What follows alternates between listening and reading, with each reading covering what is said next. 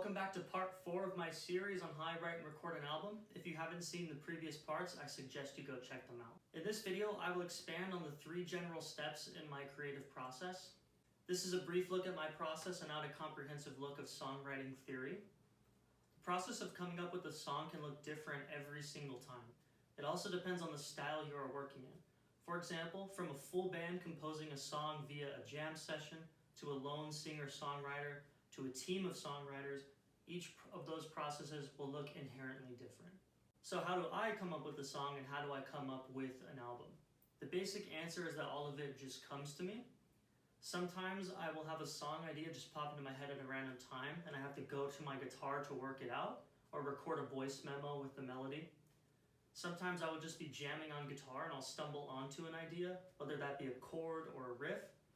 Most of the time the music comes before the lyrics, but this isn't always the case.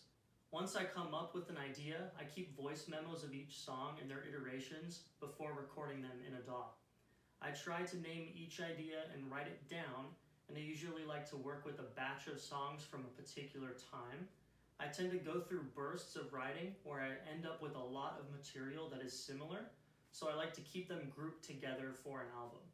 Once I have an initial version of a song which includes a basic structure, the chords, rough melodies, and even lyrics, the song usually still needs a lot of revision.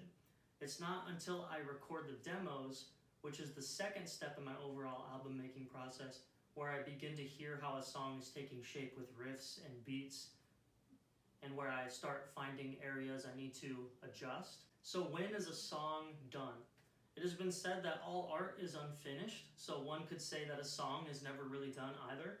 There's always something you can change or something else that you can add. However, when in doubt, I find it best to keep things as simple as possible. I really believe you need to make a tough decision at some point and just roll with the best you can do at that point in time. If you commit to something and believe in it, I find that it is satisfying in the long run regardless. When I look back at previous projects, of course there are things I could have done better or things I could have added or changed, but this is usually never frustrating or discouraging. It's a moment where I can look at what I was able to accomplish at that point in time.